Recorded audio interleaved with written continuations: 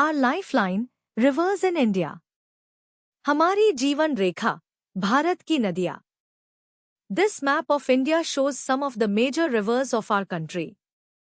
भारत का यह नक्शा हमारे देश की कुछ प्रमुख नदियों को दर्शाता है. एक्टिविटी 7. गतिविधि 7. Follow the flow. प्रवाह का अनुसरण करो. In the map, you can see the rivers flowing in different directions. नक्शे में आप देख सकते हैं कि नदियां अलग-अलग दिशाओं में बह रही हैं. Some flow into the Bay of Bengal and some into the Arabian Sea. कुछ नदियां बंगाल की खाड़ी में और कुछ अरब सागर में गिरती हैं. Observe and fill in the table. देखो और तालिका भरो. Note to the teacher. शिक्षक के लिए निर्देश. The teacher can guide the students to observe and trace the flow of the rivers towards the Bay of Bengal or the Arabian Sea on the map. शिक्षक छात्रों को यह देखने और समझने में मार्गदर्शन कर सकते हैं कि कौन सी नदियां बंगाल की खाड़ी की ओर और कौन सी अरब सागर की ओर बहती हैं. Life in water. पानी में जीवन. Afreen noticed that the rain had filled up the pond near the school ground. Afreen ने देखा कि बारिश ने स्कूल के मैदान के पास वाले तालाब को भर दिया था. She called out to Jyoti, come and look. उसने ज्योति को पुकारा, आओ और देखो. They could see tiny fish swimming and a small frog sitting on a lotus leaf. उन्होंने छोटी-छोटी मछलियों को तैरते और एक छोटे मेंढक को कमल के पत्ते पर बैठे देखा. It is wonderful to see the variety of plants and animals living in water. पानी में रहने वाले पौधों और जानवरों की विविधता देखना बहुत अद्भुत है. How are they different from those living on land? ये ज़मीन पर रहने वाले जीवों से कैसे अलग हैं? Complete the following table discussing with peers about the characteristics of animals on land and animals in water. अपने साथियों के साथ चर्चा करके नीचे दी गई तालिका को पूरा करें, ज़मीन और पानी में रहने वाले जानवरों की विशेषताओं के आधार पर. Information card. जानकारी कार्ड. Dragon fly. ड्रैगन व्याध पतंगा. Flies fast and lays eggs near water, eats mosquitoes. तेज उड़ती है और पानी के पास अंडे देती है, मच्छरों को खाती है. Water scorpion. Water scorpion, जल बिच्छू. Insect with pincers, lives underwater, breathes using a tail tube. संघारी पंजों वाला कीड़ा, पानी के नीचे रहता है, पूंछ की नली से सांस लेता है. Pond heron. Pond heron, तालाब बगुला.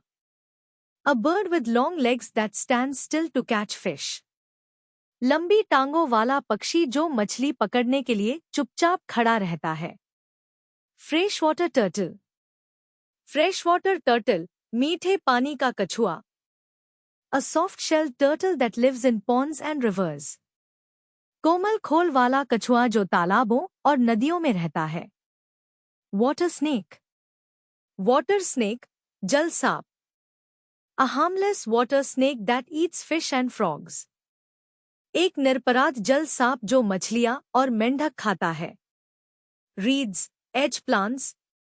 रीड्स, किनारे के पौधे. Grow along the edges of ponds, tall and grass like. तालाब के किनारों पर उगते हैं, लंबे और घास जैसे दिखते हैं. Lotus and water lily, rooted floating. कमल और जलकुमुदिनी, जड़ से जुड़े तैरते पौधे. Flowers float on water, roots stay in the pond bed. फूल पानी पर तैरते हैं, लेकिन जड़ें तालाब की मिट्टी में होती हैं. Water hyacinth, free floating. जलकुंभी, स्वतंत्र रूप से तैरने वाला पौधा. A fast growing plant that floats and spreads on water. तेजी से बढ़ने वाला पौधा जो पानी में तैरता है और फैलता है. Activity 8. गतिविधि 8. Visit a local water body like a pond, lake or an aquarium with your teacher or parents and observe life in and around the water body. अपने शिक्षक या माता पिता के साथ किसी स्थानीय जल निकाय जैसे तालाब, झील या एक्वेरियम की यात्रा करें और उसमें तथा उसके आसपास के जीवन को देखें।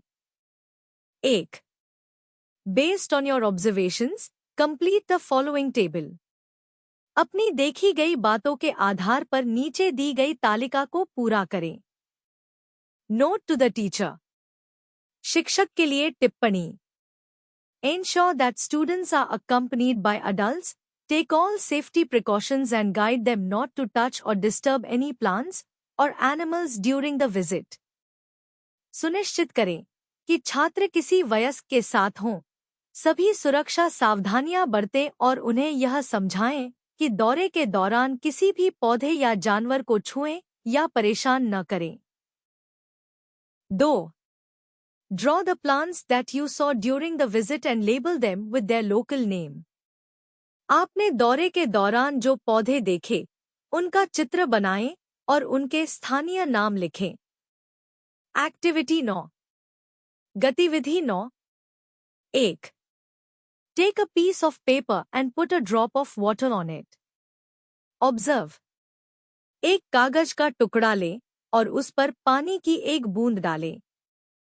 निरीक्षण करें। 2. Color the paper with a wax crayon. Now, put a drop of water on it. Do you observe any change? कागज को मोम वाले क्रेयॉन से रंगे। अब उस पर पानी की एक बूंद डालें। क्या आप कोई बदलाव देख रहे हैं? Write your observation. अपनी देखी गई बात लिखें। The waxy coating on leaves make them waterproof and keeps too much water from getting inside the plant. पत्तियों की मोमी परत उन्हें जलरोधी बनाती है और बहुत अधिक पानी को पौधे के अंदर जाने से रोकती है। This helps the plant stay healthy and not get damaged. यह पौधे को स्वस्थ बनाए रखने और नुकसान से बचाने में मदद करती है। एक्टिविटी 10। गतिविधि 10। Who eats whom? A river food chain game. कौन किसे खाता है?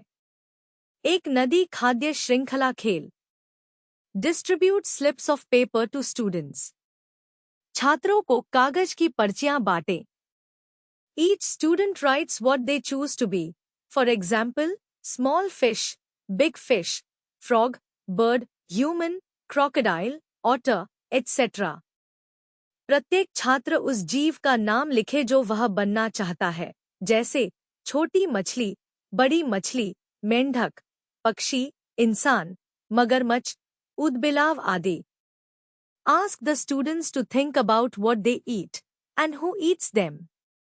छात्रों से सोचने को कहें कि वे क्या खाते हैं और उन्हें कौन खाता है। Use a string to connect the students who depend on each other for food. उन छात्रों को एक धागे से जोड़े जो भोजन के लिए एक दूसरे पर निर्भर हैं। Discuss what would happen if one animal disappears. For example, what if all the fish are gone? चर्चा करें कि यदि कोई एक जीव गायब हो जाए तो क्या होगा, जैसे यदि सारी मछलियां ही चली जाए तो। Types of plants in water. पानी में उगने वाले पौधों के प्रकार। Through this activity, we discovered the rich variety of plants and animals that live in freshwater habitats. इस गतिविधि के माध्यम से हमने मीठे पानी के आवासों में रहने वाले पौधों और जानवरों की विविधता को जाना। These living beings have special features like floating leaves, fins, or long roots that help them survive and grow in water. इन जीवों में विशेष विशेषताएं होती हैं, जैसे तैरती हुई पत्तियां, पंख या लंबी जड़ें, जो उन्हें पानी में जीवित रहने और बढ़ने में मदद करती हैं। This reminds us how essential freshwater is for supporting life on Earth. यह हमें याद दिलाता है कि पृथ्वी पर जीवन को बनाए रखने के लिए मीठा पानी कितना आवश्यक है। In this chapter, we learned that water exists in different forms: ice, water, and vapor. इस अध्याय में हमने जाना कि पानी विभिन्न रूपों में पाया जाता है: बर्फ, तरल जल और भाप। We saw how water keeps moving through the water cycle, changing its form as it travels through the air, land, and sky.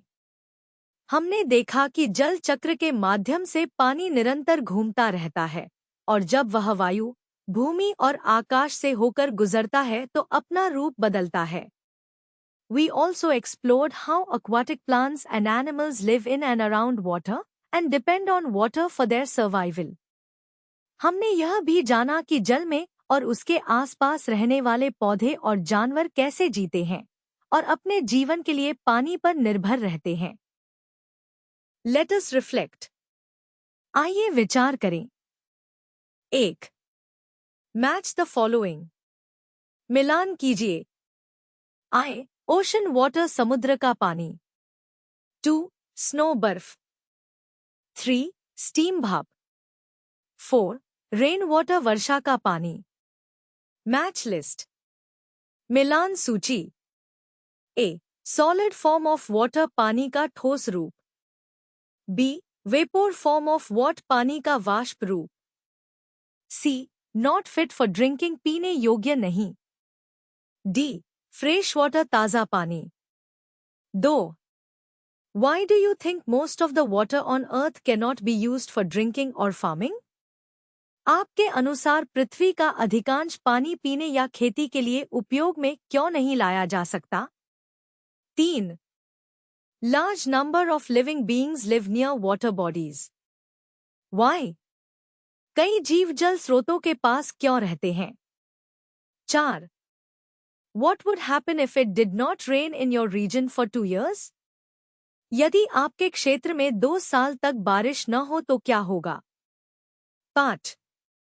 What do you think happens to rainwater in a forest compared to a city? आपके अनुसार वर्षा का जल जंगल में और शहर में किस प्रकार अलग-अलग व्यवहार करता है? 6. Can you design a house or school that conserves water wisely? What would it include? क्या आप ऐसा घर या स्कूल डिजाइन कर सकते हैं जो पानी को बुद्धिमानी से बचाए? इसमें क्या-क्या शामिल होगा? 7. Let us make a fish by folding a piece of paper. आइए एक कागज को मोड़कर मछली बनाएं.